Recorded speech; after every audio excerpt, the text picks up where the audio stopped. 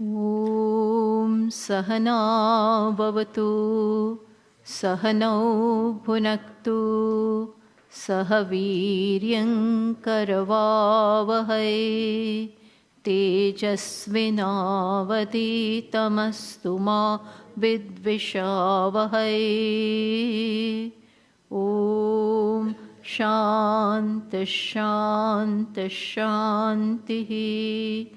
Shruti Smriti Purananam Alayam Karunalayam Namami Bhagavatpadam Shankaram Lokashankaram Shankaram Shankaracharyam Keshavam Badarayanam Sutrabhashya Krutau Vande Bhagavantau Punah Punah Ishvaro Gururatmeti Murti Bheda Vibhagine Vyomavadvyapta Dehaya Dakshinamurtaye Namaha.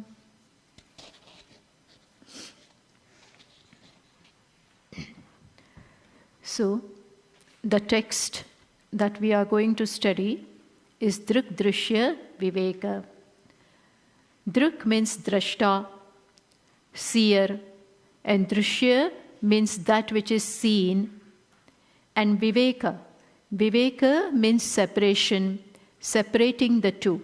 This Viveka Shabda, this word, is derived from the root which is in the sense of prakarana, which is in the sense of separating the two things. So here, the separation is between, we have to separate the seer from the seen, the drashta from the drishya. So that is going to be the subject matter. Now, this text is a prakarana grantha. It is a prakarana grantha. What is the meaning of prakarana grantha?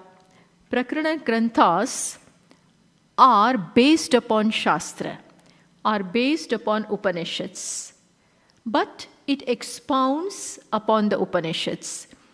It is the definition of Prakarana Grantha is Shastraika Desha Sambaddham Shastra Karyantare Sthitam, which means it is not going to deal with each and every aspect of the Shastra, that is Vedanta. Shastra, by Shastra what is meant is Vedanta here.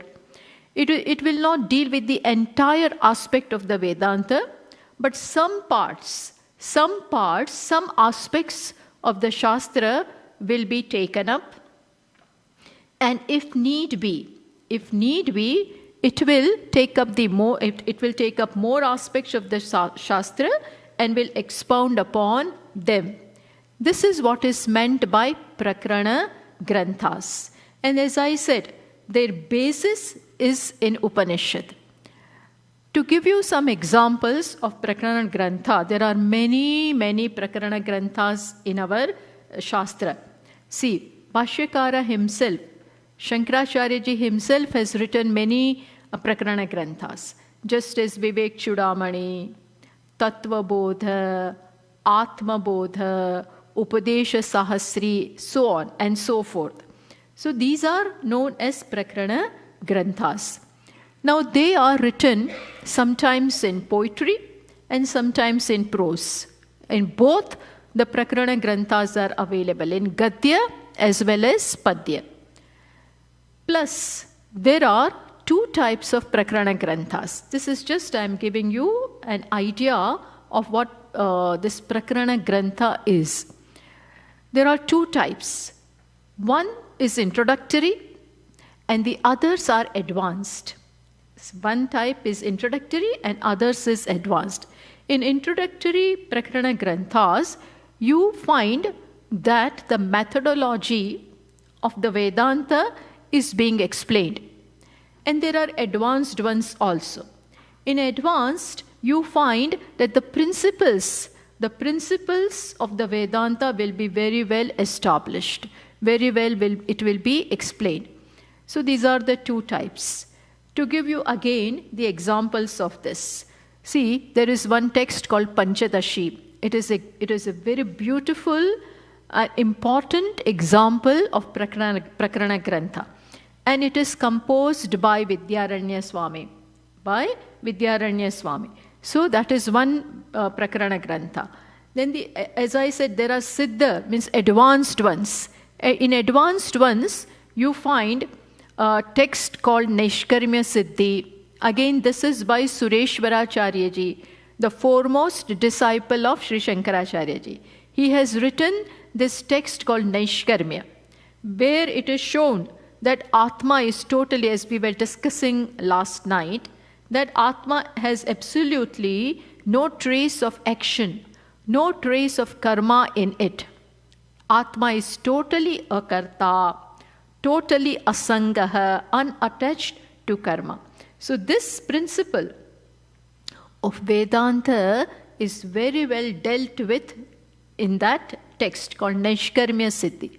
Then there are, as I said, other advanced texts also.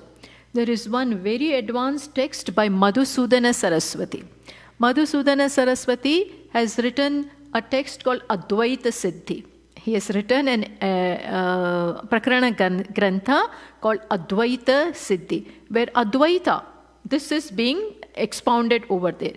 So in short, you will find these kinds of prakarana granthas, where the methodology, in simple ones, in introductory texts also, you will find that the methodology of unfolding Vedanta and its prakriyas means methodology, will be very well shown. So it helps you, prakarana granthas helps you in understanding Upanishads, in understanding the Shastra. So it is quite, one should know a little bit of Upanishad to understand prakarana granthas. And even if you don't know, as I said, the methodology which is used with all its ramifications in Vedanta is taught in the prakarana granthas. So they are very, very important. You get to know more about the Shastras. So this is prakarana grantha. And this Dṛg-Dṛśya-Viveka, is a prakarana grantha and a very important prakarana grantha, which is very necessary, when we will discuss that, all the verses, you will find that it is very important one. To understand some of the prakriyas, some of the models, some of the methodology of understanding Vedanta is being shown here. So it's a very important one. Plus, right at the outset, I will tell you that it is little difficult also. We will try to make it as simple and as clear as possible.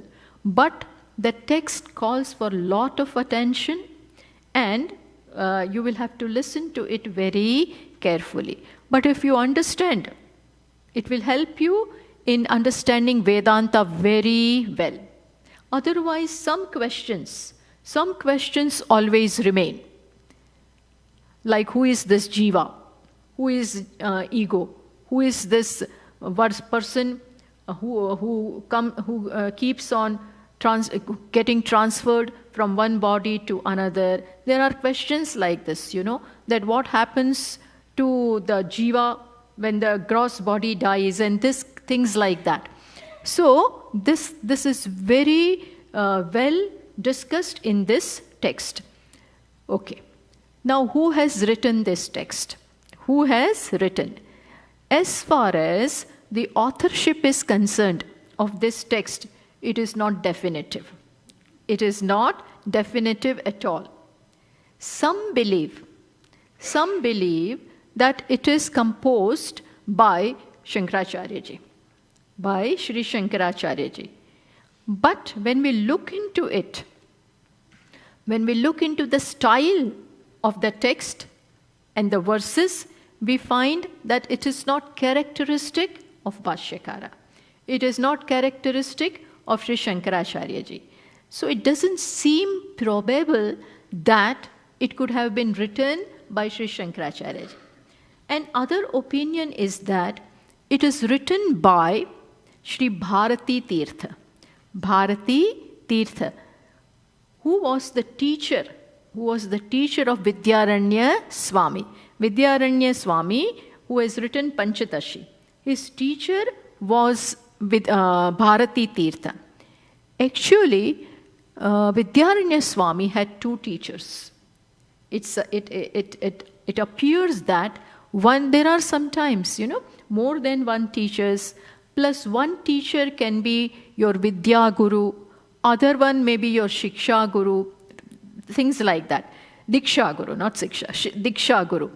So from one you may have learnt, and from other it is quite possible that you may have taken Sannyasa Diksha. So that one is also called Guru. So it seems that Bharati Tirtha was the one from whom Sri Shankaracharya Ji, Vidyaranya Swami learnt. He learnt the Shastra from him. So that was, Bharati Tirtha was his Vidya Guru. And it appears that Shankarananda, there is another very famous person in Vedanta known as Shankarananda. The Shankarananda Ji has written many texts. Anubhuti Prakash, he has written Atma Purana, he has written commentary on Bhagavad Gita also. So he is also very famous. It seems that he was the Diksha Guru of Sri Vidyaranya Swami. Plus, anyone who occupies the seat of Shankaracharya, anyone who occupies the seat of Shankaracharya Ji in any one of the mathas, there are 4 mathas which are established by Sri Shankaracharya Ji. One is in Puri, another is in Shrungeri, another is in Dwarika, and the 4th one is in north in the Himalayas, that is called Joshi Math. So these are the 4 seats. Anyone who occupies this seat is also known as Shankaracharya. So it's quite possible that Bharati Tirtha, he was Shankaracharya in 13th century. He occupied the seat of Shankaracharya in Shrungeri Math. In Shrungeri Math, which is in south. It is also one of the important mathas which is established by Bhashyakara. So, text is written by Shankaracharya Ji, but it is not mentioned as to which Shankaracharya Ji. But it is probable that it is written by Bharati Tirtha. And one of the students of Bharati Tirtha, Brahmananda Bharati, he writes a commentary upon this text, Dṛg-Dṛśya-Viveka, where he clearly shows that this text is written by Bharati Tirtha. And others believe, there are others who also believe that this text is written by Vidyaranya Swami. So, 3 names are there, Sri Shankaracharya Ji, Bhashyakara, Vidyaranya Swami, and Bharati Tirtha. But in all likelihood, it appears that Sri Bharati Tirtha has written this text. Okay, there are total 31 verses in the text. Actually, there are 2 prakaranas. There are 2 prakaranas, 2 sections in this text. One consists of 31 verses, and the another consists of another 15 verses. So in total 46 verses, but they seem to be separate. So we are going to study first prakarana. In this one text itself, as I said, there seems to be 2 prakaranas. One deals with one prakriya. That is the prakriya methodology of Dṛg-Dṛśya-Viveka, separating the drashta from the drishya, and thereby unfolding the nature of consciousness, the nature of Atma. That is one prakarana, which consists of 31 verses, which we have taken. There is another prakarana, again in the same text, 2 sections. The another one consists of 15 verses.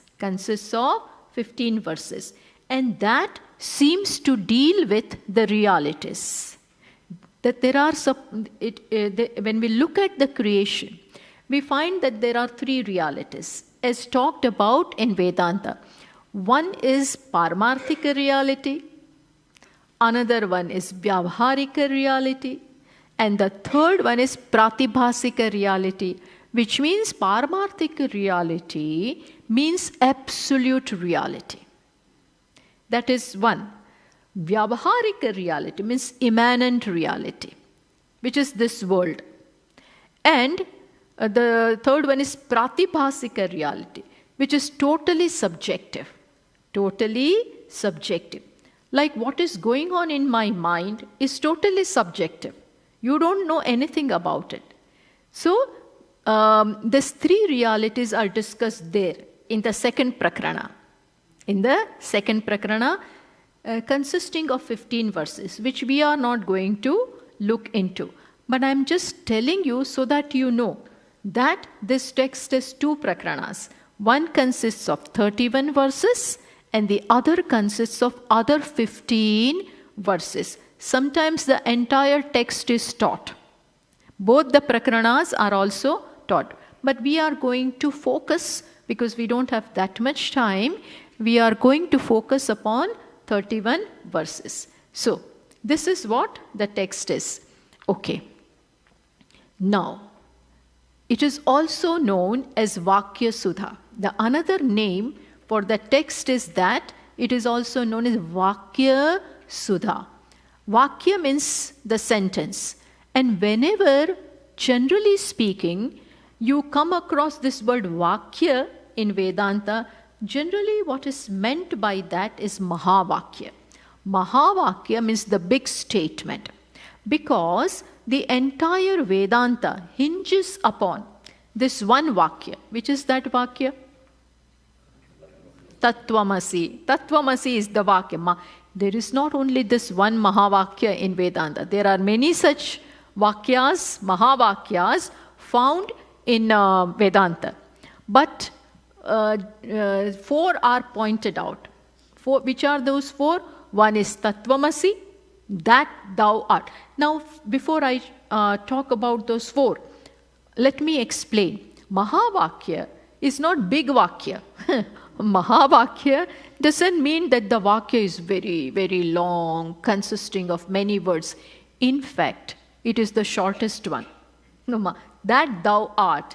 Tat tvam asi. There are only 3 words, but the meaning that is conveyed by the Vakya is very big. It is extremely big.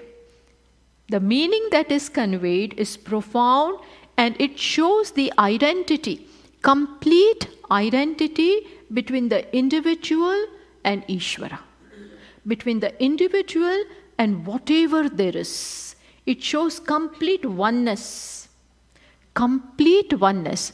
So, Vedanta reveals this very important fact that you are everything. There is just one reality, and that you are. There is none other than you. There is none like you. There is none beyond you. You alone are. That thou art. This is called Mahavakya, which has akhandartha, which has the sense of oneness that is being communicated. So there is one such Vakya, Mahavakya, found in Chandogya Upanishad. Tattvamasi is found in Chandogya Upanishad. In Brihadaranyaka Upanishad, which is in Shukla Yajurveda. Chandogya is in which Upanishad? Which Veda?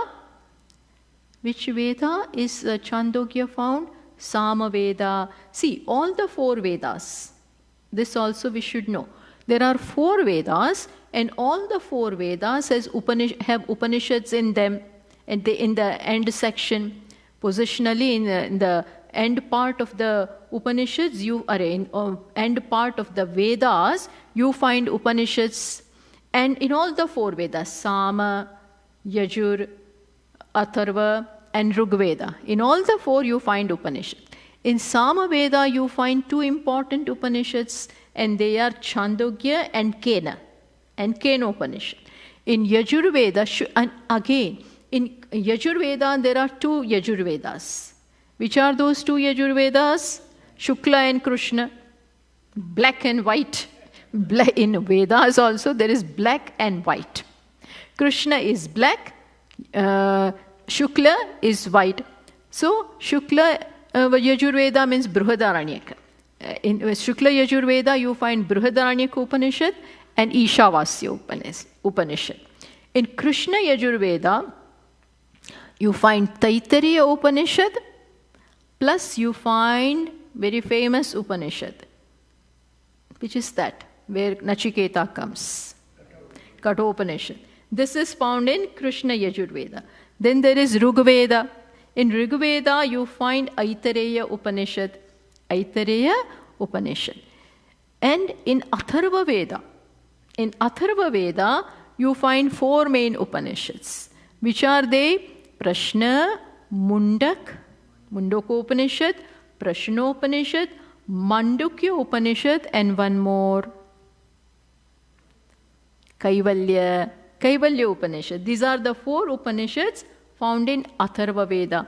And in all these Upanishads, in all the Vedas rather, you find Mahavakya.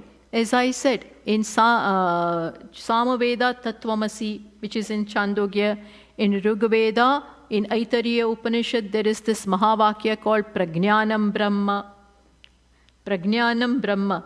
Then in Brihadaranyaka, which is in Shukla Yajurveda, you find Aham Brahmasmi. In Atharva Veda, there is this Mandukya Upanishad, where you find the Mahavakya Ayam Atma Brahma. So, in short, these Mahavakyas are found in the Upanishad. Now, this text is going to mainly do the Viveka, separating the Drashta from the Drishya. Plus, it is also going to unfold the Mahavakya that thou art. So it is called Vakya Sudha.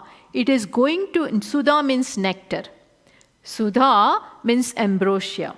So it is going to give us the nectar of this Vakya. Ambrosia contained in this statement, Tattvamasi. That is also going to be given. That is why one of the names of this text is Vakya Sudha.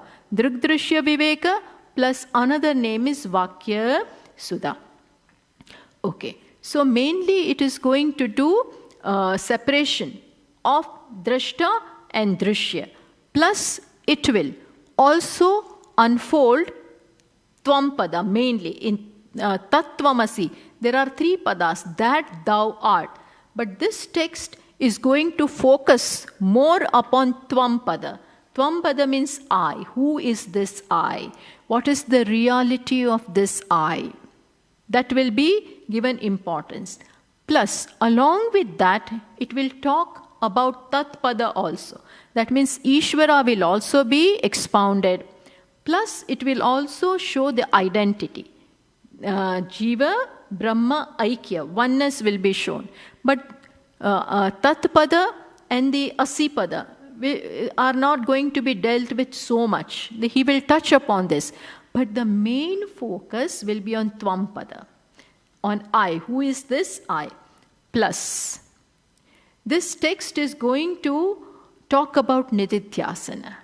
Is going to talk about Nididhyasana at great length. And there are some of the finest verses on Samadhi. On Samadhi in this text, you will find beautiful verses on Samadhi. How it leads you to how Savikalpa Samadhi will lead you to Nirvikalpa Samadhi. That is also going to be discussed in this text. So in short, this text is separating the Drashta from the Drishya, plus we'll talk about the Mahavakya also, plus it will also talk about Nididhyasana. So this is what the short text is in nutshell. Okay, now we come back to the very subject matter of the text, because that itself doesn't make sense to us. What is the subject matter? Separating the seer from the seen. Now, when we hear this, the question that arises immediately is this, that they are already separate. I am the seer and you are the seen. You are the seer and I am the seen. We are already separate. There is no question of separating them. They are already separate. Then what is this text doing? They are separate, that is what we think. See, there is some distinction very clear to us, that you are different from me and I am different from you. This is very clear. Because here I see myself and I see yourself too. Both are seen, just as I see this one pot and I see this handkerchief. I see this also, I see this also. This is very clear that this is distinct from this is distinct from this. This clothness doesn't have potness and potness doesn't have clothness. This is very distinct and clear. So here we do not make the mistake of mixing them. I do not look upon the cloth as pot, nor do I look upon the pot as cloth. This mistake we do not make. But still, there is one big mistake which we are making. When it comes to things outside of me, this distinction of seer and seen is very clear. But this clarity is not found when it comes to this body. Now it is here, this body is the locus of mistake. What happens is, just as this is different and this is different, just as I am different and you are different, I am different and the world is different, sky is different, earth is different, this is clear to me. But one distinction today, even though it obtains, is not clear to me. And what is that? Here itself, where I see that it is one, I. When I say I mean this body, this sense organs, this mind, ego. But according to Shastra, here too there are two. Listen to my sentence clearly. Here too there are two. Here too means TWO. Here also there are two, TWO. Here too, one is I, one part is I, another part is you. In this one thing where I call I, which I take to be one, in reality there are two. Here also there is I and you. Here also there is subject and object. Now, this is something we do not know. That I am different from you, that you don't have to teach me, nor does Shastra has to teach me. That Shastra is not required. Shastra is not required for things which I know myself. In things which I can arrive at myself, by myself, Shastra is not required. But Shastra comes along, scriptures come along, Vedanta comes along and tells me about something which I have never dreamt of, which I never come to know, which I will never come to know by myself. That here there are two. How come? Here also there is one part which is I, another part that is you. Now this is totally unimaginable. But that is the unique thing about the Shastra. Shastra has apurvata. Apurvata means something unique.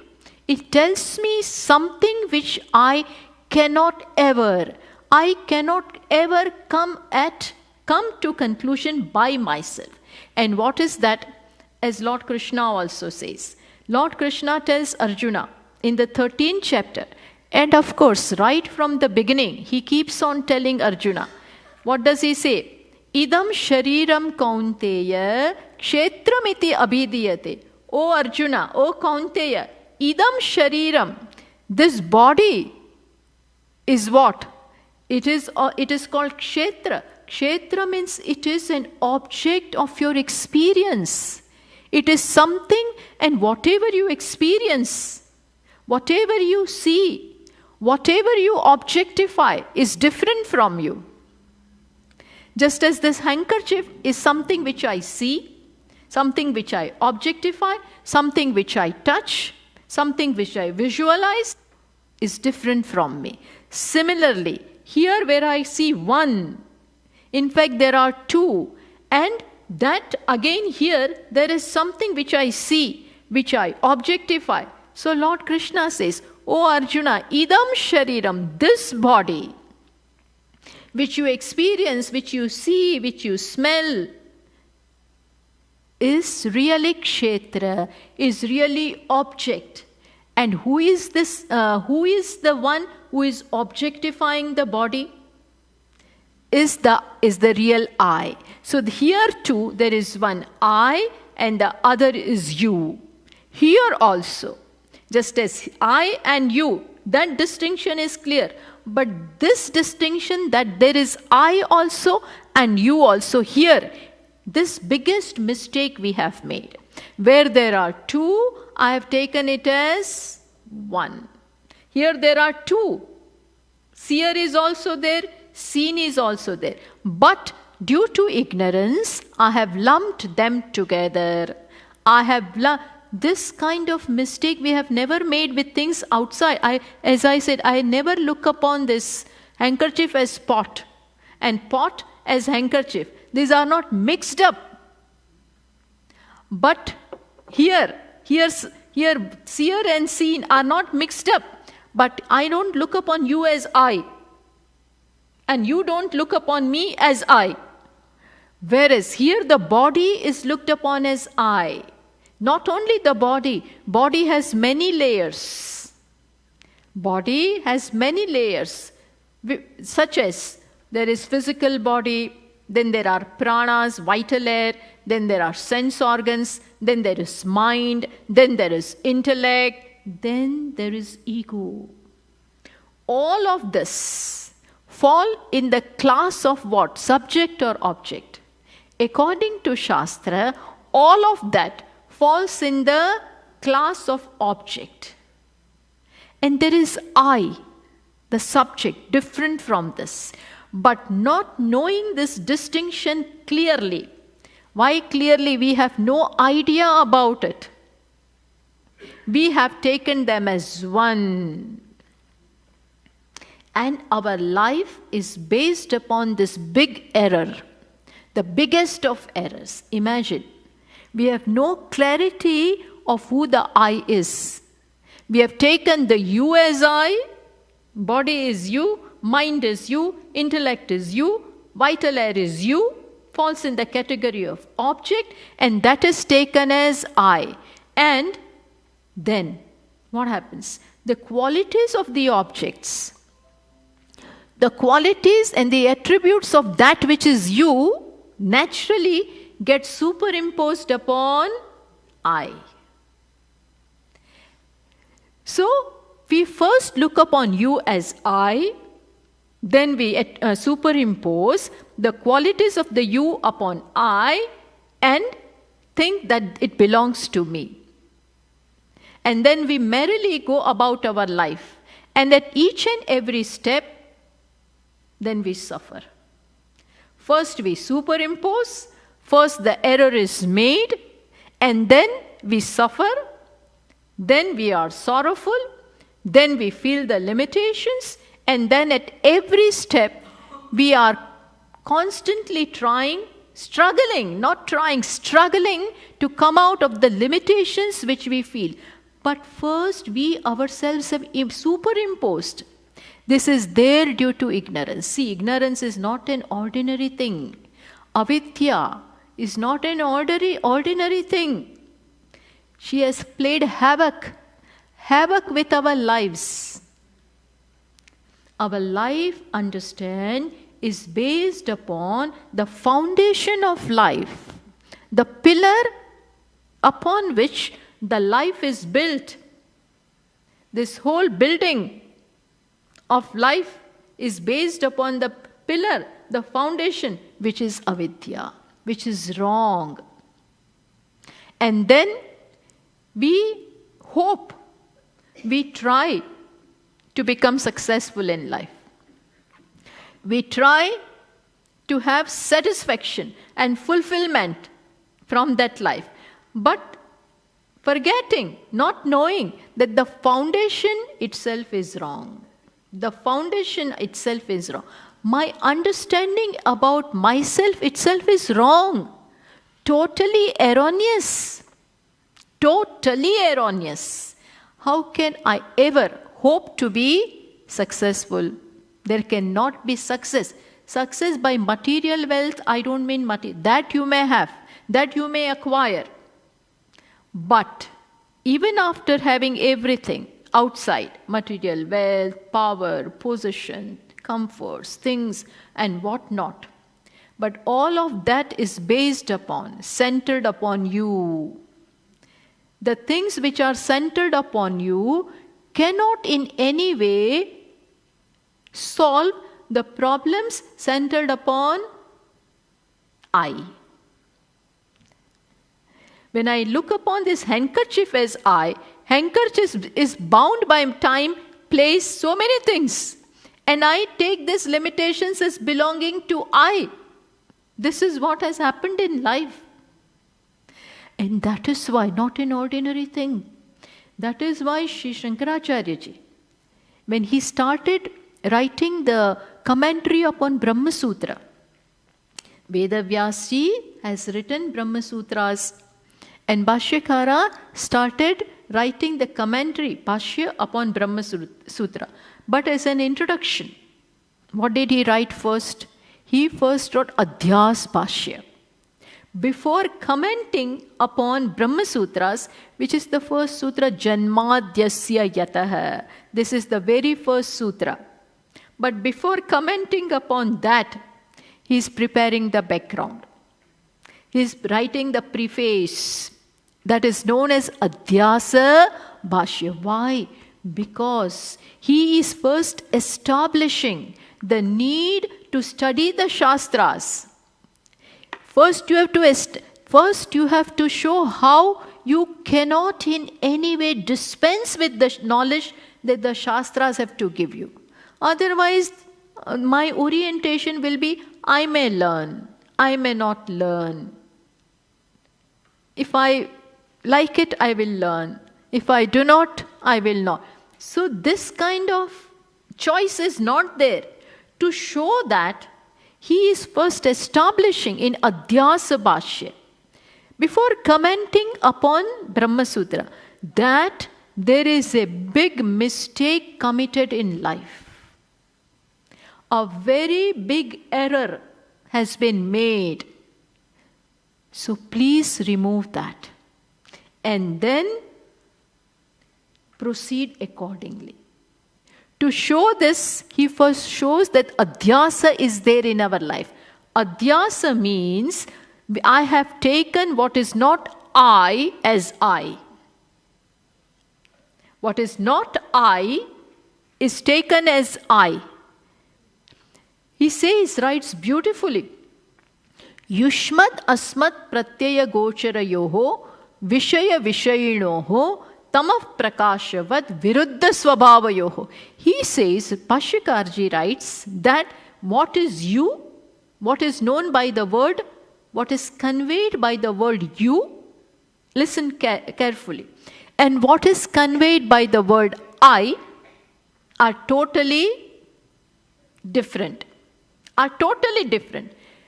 What you come to know when I utter the word you is different. And when I utter the word I, what is conveyed? This is called pratyaya. Yushmat asmat pratyaya. What is conveyed by the word you and what is conveyed by the word I are viruddha swabhavayoho, are totally different. In normal, if we are normal, you cannot be taken as I, and I cannot be mistaken as you. Why? Because they are mutually exclusive. Exclusive like what? I can never, just as, I can never mistake this handkerchief as I, or you as I, and I as you. Normal person will not do this. Exactly in the same manner, here there is you and there is I. And you and I are mutually exclusive by nature. Tamav prakashavat. Just as, how mutually exclusive? Just as light and darkness are. Just as light and darkness are. Will you ever mistake darkness as light? And light as darkness? Will it ever happen? That night is taken as day and day is mistaken as night. It won't happen. Such dissimilar are I and you here. But still, I have made this mistake, which is not reasonable, which is not logical. But our life is based upon an error which doesn't sound reasonable, doesn't sound logical, but still it has happened. And Naisargikoyam loka vyavahara. He writes that this has become part of my life and as if nothing wrong is there. We constantly call this body as I. I am born, I am dying, I am sick, I am of this height, I am woman, I am man. Constantly the you is lumped in I and some part of I is lumped in you and we carry on with our life. That is why the need to separate. This we don't know on ourselves. We cannot come to know on ourselves that I cannot be the body. I cannot be the mind. This doesn't happen unless you come to Shastra. Unless you come to Shastra, Vedanta, this you will never know. Same thing happened to Arjuna, right? Arjuna is grieving. Why? My people will die. Aham esham mama ete. I am theirs, they are mine. Who? His brothers and father and grandfather and uncle and paternal uncle, maternal uncle, the whole family is there. And what is his misconception? They will all die.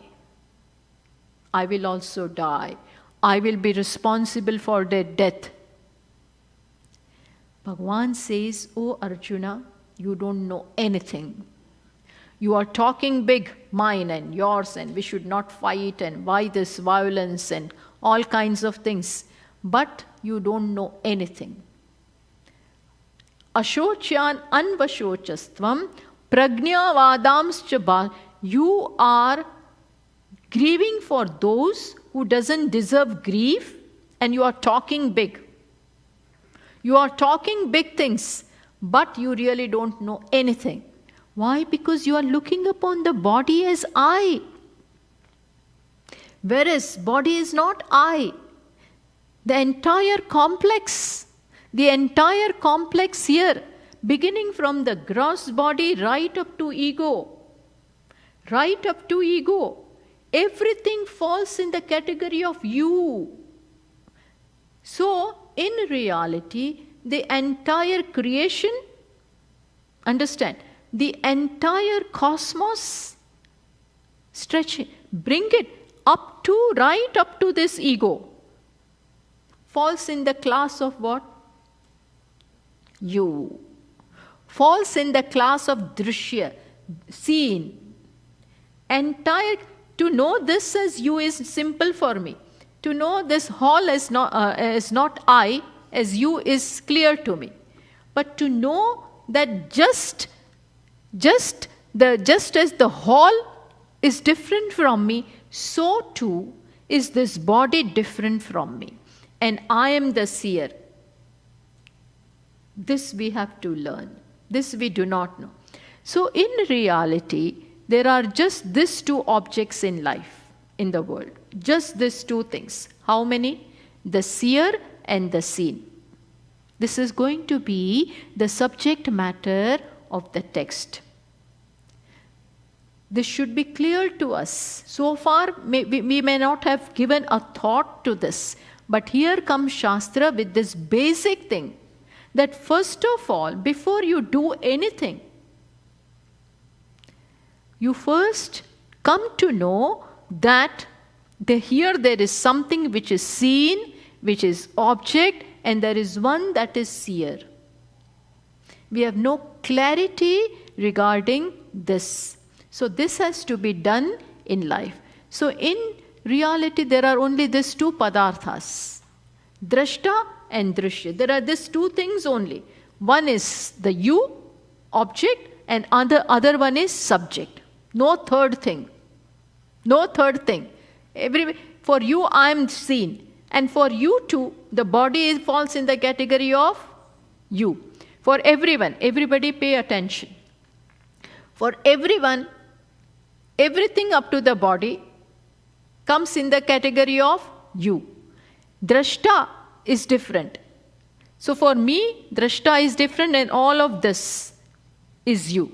For you too, drishta is different, the subject is different, and rest of the thing, the rest of the creation falls in the category of you. So how many are there? Just two, drashta and drishya. Drashta nobody is seeing. You are also not seeing the drashta, the seer.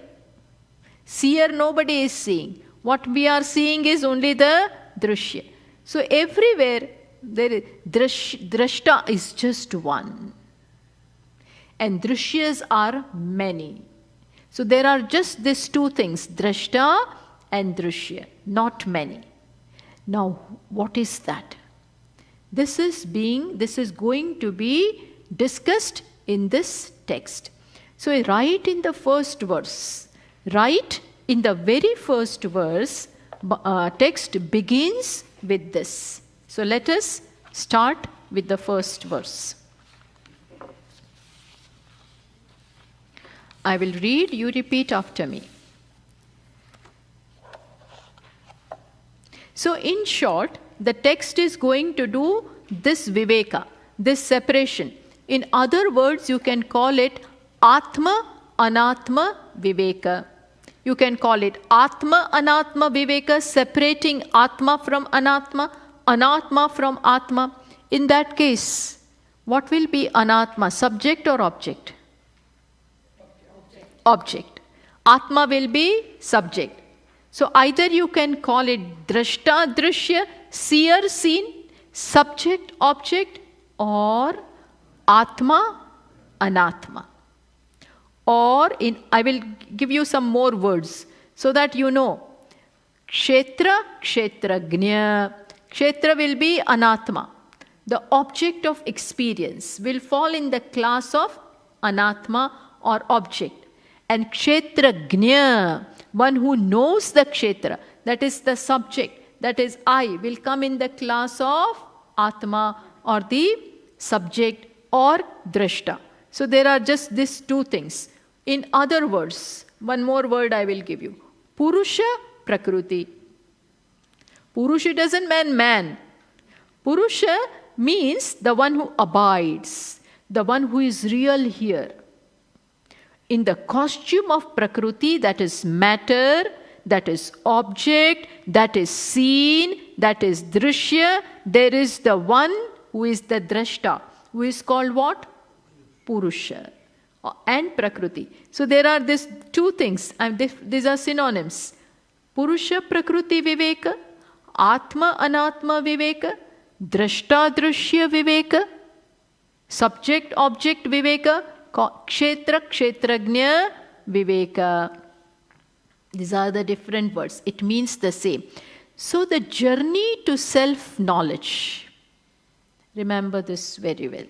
The journey of Atma Jnana begins with this Viveka, begins with this separation. Unless you do that, you won't reach. You won't know the reality. Because already, what is prevalent? Already what is prevalent, you have mixed this up. You have already mixed up the two. That is already there. That is avidya. But the real knowledge begins with this inquiry. What is real? What is not? Yes, in other words, Atma Anatma Viveka. In other words, Satya Mithya Viveka. One more word. Atma will be Satyam. Anatma will turn out to be Mithya. Mithya means apparent. Mithya means dependent. Mithya means appearance, that which is dependent. And Satyam means that which is independent. So, these are all when you are separating the Drashta from the Drishya, understand, Drashta is Satyam, Drishya is Mithya. We will discuss all this. But the journey to Atma Jnanam begins with this Viveka. This is the first step. And if you understand this very well, then you will know the Drashta very well, Drishya very well. Even then, this body will not be a problem. Separating doesn't mean I take out this body. I keep it aside. That is not possible. In rice, sometimes when you buy rice, then you have to clean it. Why do we don't straight away cook it? Because it is quite likely that there are stones inside the rice. And stones sometimes, they'll be white. White stones in rice. So then you have to separate. They look similar. But one is stone, another one is the grain. So sometimes just seeing may not suffice to separate them. You may have to touch that stone, feel it, put it in the mouth also if necessary, and find out that this is stone and not rice. Similarly, here there is Purusha, consciousness, in other words, and there is matter. There is Atma, Anatma, Kshetra, Kshetrajna, subject, object. The journey begins with that. And this calls for sharp mind. The mind which can do this work is required to be sharp. Then only you can separate. Otherwise you cannot separate. Because so for lives together, understand, for not just this life up to this point, but lives together, this error has been going on. The error of taking Drishya as Drashta has been going on. Anadi Mayaya Suptaha. Mandukya Karika says, Anadi Mayaya Supta. This person is sleeping in this wrong understanding. For how long? Karika Kara says, Anadi Mayaya. Through beginningless time, in countless lives, this mistake has been going on. Not a joke. Huh? So many lives have just passed by in wrong understanding. Taking you as I, and then I feel limited. Then I feel wanting, and I can't stand. First of all, I superimpose limited body upon the I, limited mind upon I, and then I can't accept it. First I superimpose myself, and then I can't accept it. And so, life is nothing but a struggle of removing the limitations, which will never be removed. Why? Because I have superimposed body upon I, limitations upon I. I look upon limitations as integral to me. So it will never work out. Unless the blessed time comes, unless the auspicious moment comes, what? That I begin to inquire, who is this I?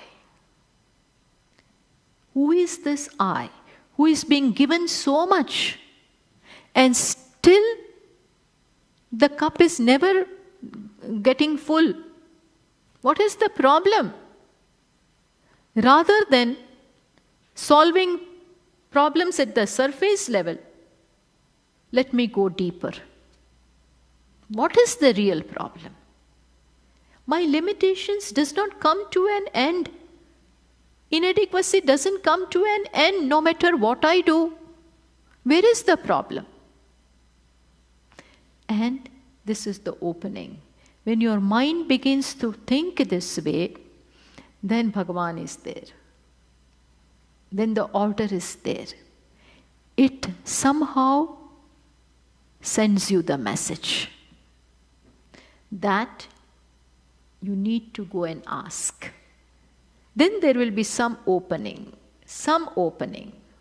not an ordinary thing. There is now an opening in my life that I begin to inquire. Let me go and ask. So, that is how then there is this chance of ignorance slowly going, slowly disappearing. So the very first verse, we will read the verse, you repeat after me. Rupam drishyam lochanam drika tadrishyam druktumanasam drishyadi vrittaya sakshi Dṛgeva natu drishyate. See, now, very beautifully, the text begins. The author says, Rupam, he right away begins with separating. Viveka. Rupam drishyam lochanam druk. Whatever we see, Rupam means whatever we perceive. Names and forms which we perceive fall in the class of what? Dṛśya, it is all seen.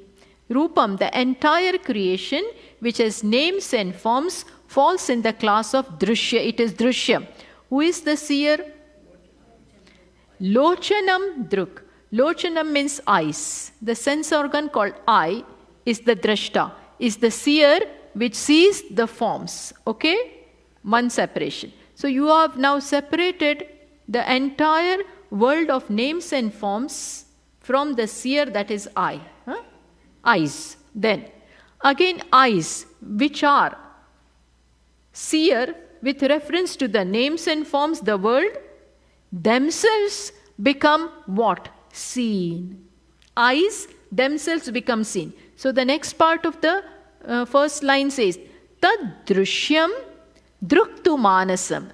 The eyes, tad drishyam, eyes which see the form, eyes which are the seer of this object, this form, themselves become what? Seen. Eyes also which were drashta with reference to the object becomes what? Seen with reference to the mind. So now mind becomes the drashta and eyes are seen. Further, mind, which is the seer for the objects, for the eyes, the mind becomes what? Again, it also becomes dṛśya. The thoughts of the mind also become seen, and the one who sees them is the drashta. Dṛśyaha dhivruttayaha. The thoughts of the mind, dhi means thoughts of the mind, are also seen. Sakshi is the drug. Sakshi is the drashta, witness. So again, we think that Sakshi, who is seeing the thoughts, will also become what now? Will also become seen by the same token. Though author says no, here the buck stops. Sakshi Dṛgeva makes a statement. Sakshi is always seer, never seen. Sakshi Dṛgeva natu drishyate. It is never seen. So forms are seen, eyes are the seer. Eyes are seen, mind is the seer. Mind is seen, consciousness, Sakshi, is the seer. So let us go back. Sakshi is also seen, and there is someone who sees the Sakshi. Then that someone is also seen and another Sakshi sees it. This will go how long? Infinite regression. So, no, it stops here. Sakshi is always the seer. Dṛg-eva, Dṛg-eva, evakara is put, emphasis. Sakshi is always the seer. Natu drishyate kadapi, never is it seen. So this is how with a bang the text begins, right with this prakriya of separating the seer from the seen. From each seer turns out to be seen. Each seer turns out to be seen. But the final seer never turns out to be seen. So that is real. This is how Satya, Mithya, Nitya, Anitya, Drishta, whatever is seen, you can quietly say Anitya, not I. What is not seen alone is I. And I don't need to see I. It is my own self. Okay? So this is how the text will proceed. We will continue with the next class.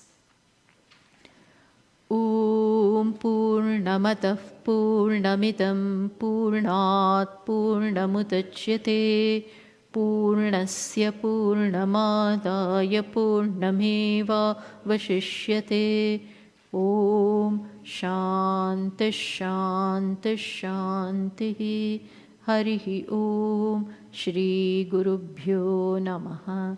Harihi Om.